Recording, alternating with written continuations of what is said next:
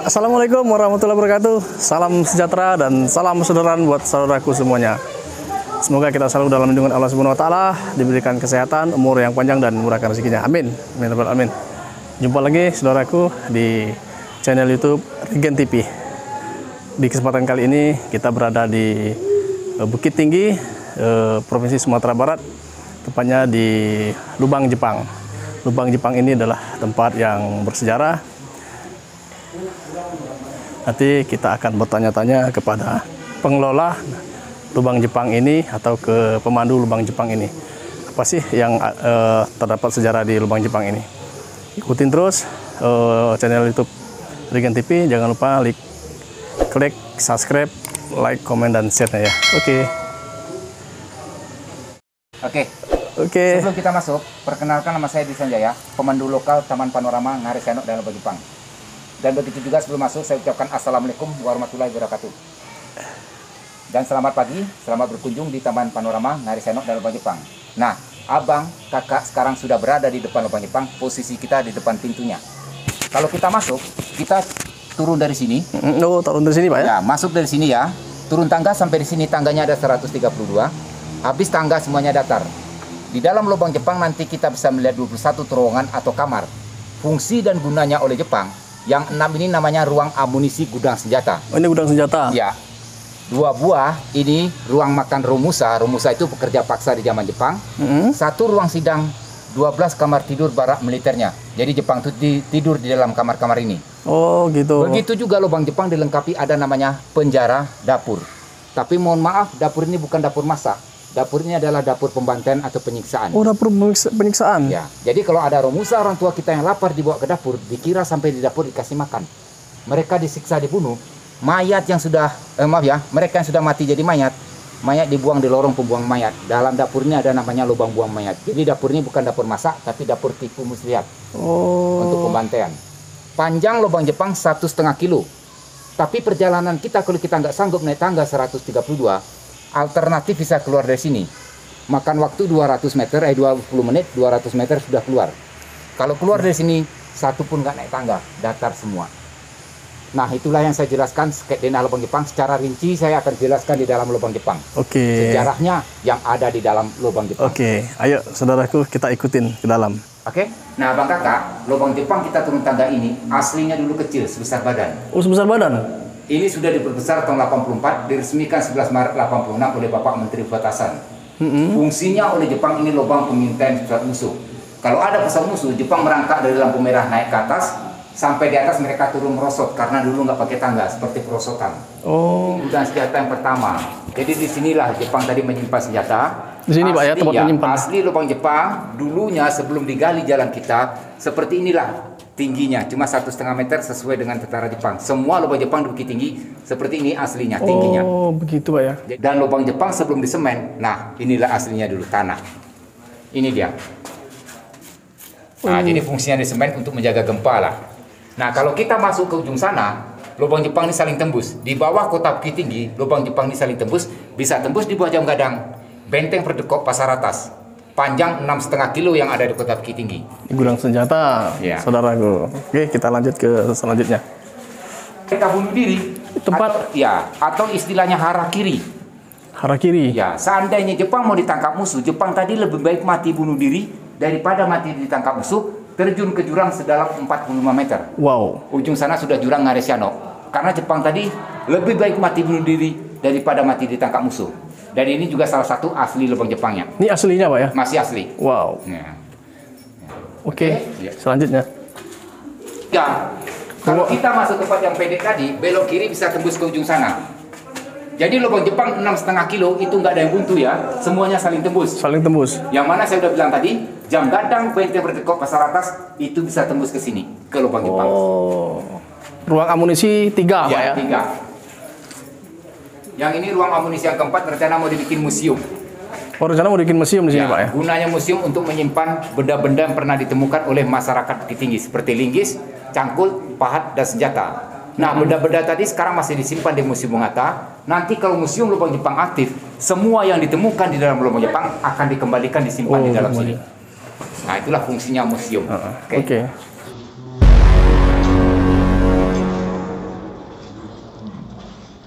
Juga ruang amunisi. Amunisi yang kelima. Yang kelima.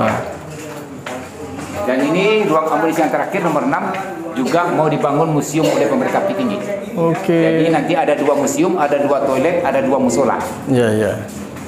Nah, Bang Kakak, sekarang kita berada di tengah lubang Jepang. Sentralnya lubang Jepang itu berada di sini. Oh, di sini sentralnya, Pak ya. Kalau kita lihat kiri kanan kita itu masih ada 15 kamar lagi ya. Fungsi dan gunanya oleh Jepang, 12 kamar tidur, tempat tidur tentara Jepang atau barak militer. 2 ruang makan besar, sebelah sini 1 dan sebelah kiri saya 1. Nah, disinilah orang tua kita dulu diberi makan. Mereka diberi makan cuma nasi bubur. Setelah makan nggak boleh istirahat, nggak boleh tidur karena mereka berwaktu. Lama penggalian lubang Jepang cuma 2 tahun 8 bulan. Panjang mereka gali 6,5 kilo, alat untuk menggali cuma linggis, cangkul pahat, tidak gunakan mesin. Wow. Jadi banyak orang tua kita mati di sini, abang kakak, mati mereka bukan mati disiksa. Kerja paksa. Tapi mati mereka mati capek, kelaparan. Wah. Waktu lubang Jepang ditemukan 1946, 1 tahun setelah Indonesia merdeka, itu lubang Jepang baru ditemukan. Jalan kita ini dulu berserakan kerangka manusia. Kerangka tadi dikumpulkan, itu nggak dikubur. Karena lubang Jepang ada namanya lubang pembuang mayat. Ayo kita langsung ke sana. Dan yang ini ruang sidangnya, 21 kamar, inilah yang paling besar. Maksudnya ruang sidang, kalau tertangkap penduduk Bukit Tinggi sebelum mereka dibunuh, mereka dikorek informasi dalam ruangan ini. Setelah dapat informasi mereka dibunuh, dilarang kerja atau dilepas. Sebab kalau mereka dilepas, yang mana saya sudah cerita tadi, mereka akan bisa bongkar rahasia. Iya, betul. Nah, dan bahkan lubang Jepang sampai sekarang masih menyimpan 3 rahasia masih misteri. Masih misteri, Pak. Rahasia pertama, bekas galian lubang Jepang 6,5 kilo panjangnya yang ada di kota Bukit Tinggi, kemana banyak tanahnya ini dibuang belum ditemukan. Bekas penggalian lubang Jepang ini tanahnya dibuang kemana belum ditemukan atau belum dijumpai. Rahasia kedua, berapa ribu orang tua kita yang mati, rumusannya dulu juga belum ditemukan. Cuma diperkirakan yang mati di sini ribuan. Wow. Karena waktu lubang Jepang ditemukan, itu berserakanlah kerangka manusia. Setiap kamar-kamar, setiap jalan ada kerangka manusia. Astagfirullah. Nah, ribuan. Kekejaman penjajah. Itulah kejamnya Jepang. Rahasia ketiga, pemimpin lubang Jepang yang ada di sini bernama Jenderal Watanabe, Seiko Seikikan Kaka, nama aslinya. Sampai sekarang belum ditemukan kemana dia pergi. Kalau sudah mati di mana kuburnya, kalau dia masih hidup di mana dia tinggal, itu juga belum dijumpai. Nah, itulah 3 rahasia masih teka-teki. Karena saksi hidup nggak ada. Semua pekerja dibunuh, dibantai.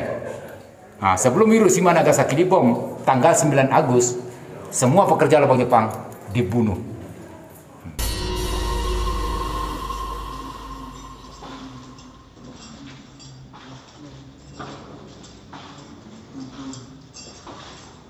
Dan yang ini salah satu kamar tidur barak militer tentara Jepang.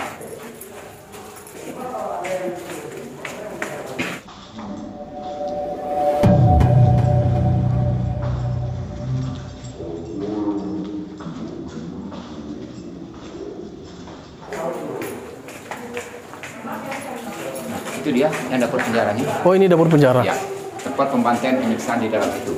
Nah, ini salah satunya asli lubang Jepang dulu, Bang. Tanah semua, nggak batu. Seperti ini aslinya. Nah, ini aslinya lubang Jepang dulu. Jadi dalam lubang Jepang ini itu semuanya struktur berbentuk tanah, bukan batu atau cadas. Iya. Dan setiap di dinding lubang Jepang yang abang lihat, kakak lihat, itu kan mempunyai celah. Iya. Ya kan? Itu ada 2 fungsi ya, ada 2 gunanya. Fungsi pertama buat meredam suara. Sekeras apapun kita berempat berteriak, itu nggak ada gema keluar. Mohon maaf. Oh. Nah, kalau Romusa mereka disiksa di dapur, mereka menjerit minta tolong, itu nggak ada suara keluar. Karena suara kita tadi sudah ditangkap dengan celah-celah ini. Celah ini. Biasanya kalau kita masuk terowongan atau lubang, pasti ada bergema kalau kita berteriak. Iya, iya. Kalau di sini nggak ada. Rahasia, maaf ya, fungsi yang kedua buat menyimpan obor atau naruh obor. Jadi dulu penerangannya obor. Oh, jadi ini yang dibicarakan tadi penjara atau ruang dapur itu ya? Ya, ini yang penjara, dapurnya berbeda, Bang. Jadi penjara ini fungsinya untuk penyiksaan. Penyiksaan. Kalau ada Romusa yang melawan sama Jepang, sebelum mereka dibunuh, mereka dimasukkan dalam penjara, disiksa sampai mati. Penjara yang kita lihat sudah tidak asli. Asli dulu seperti sumur ya. Dalamnya ke bawah 7 meter. Wow. Ini bekas timbunan. Jadi tahun 84 jalan kita digali, tanah tadi dibuang sebagian ke dalam penjara, penjara tertimbun, baru dipasang terali. Karena dulu nggak pakai terali, karena penjara seperti sumur. Mereka yang melawan sama Jepang didorong masuk ke sumur, disiksa sampai mati. Setelah mati mayat diangkat, gak dikubur. Nah, itu dia lubang buang mayat. Kita lubang buang mayat. Nah, ini abang kakak lubang buang mayatnya. Kalau abang kakak lihat sepintas, mungkin abang gak percaya, kecil, kita masuk gak muat. Seperti kecil ya? Nah, ini pintunya diperkecil, fungsinya untuk menjaga pengunjung. Supaya pengunjung jangan jatuh kalau mau melihat ke sini. Sebab kalau ada yang jatuh, langsung merosot tembus ke sungai. Dalamnya 72 meter. Wow. Padahal, kalau kita masuk dalam lubang buang mayat, kalau di dalamnya besar seperti ini, kita bisa berdiri. Cuma pintu aja kecil. Yang atas namanya lubang pengintai sifat musuh. Kalau ada pesan musuh, Jepang berangkat naik ke atas. Dan inilah bangku pembantaiannya. Ini masih aslinya ini? Enggak, dulu bambu, ini replika. Oh, replika, tapi dulu bambu gitu ya? Ya, jadi kalau ada Romusa yang lapar dibawa ke dapur, dikira sampai di dapur dikasih makan. Karena dapur di mana-mana pasti tempat masak. Iya, iya. Untuk menipu Romusa dibikin dapur, supaya mereka mau dibawa ke dapur, tapi sampai dapur mereka ditidurkan, disiksa, dibunuh, mayat dibuang di sini. Nah, ini yang namanya dapur tipu muslihat, bukan dapur masak, tapi dapur pembantaian. Sebab kalau dibikin dapur pembantaian, Romusa pasti nggak mau dibawa ke dapur. Tapi kalau dibikin dapur, Romusa pasti mau. Dikira di dapur dikasih makan. Nah, inilah namanya dapur tipu muslihat. Tipu muslihat. Oke, kita langsung keluar. Oke.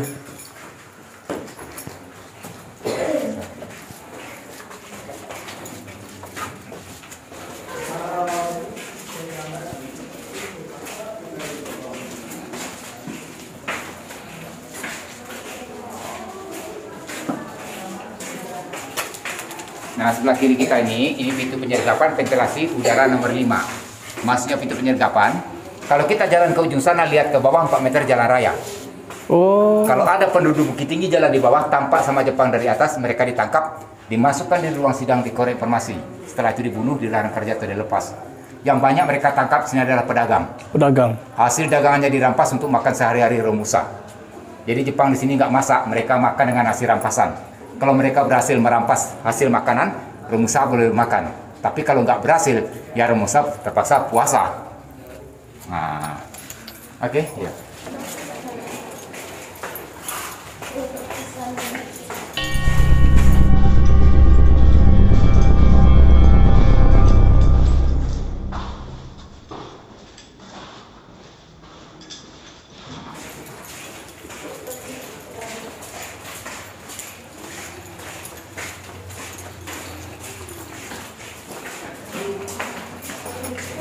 Nah, kalau yang ini, abang kata, ini pintu utamanya ya. Pintu utamanya. Maksud pintu utama pertama kali penggalian lubang Jepang mulainya itu dari sinilah.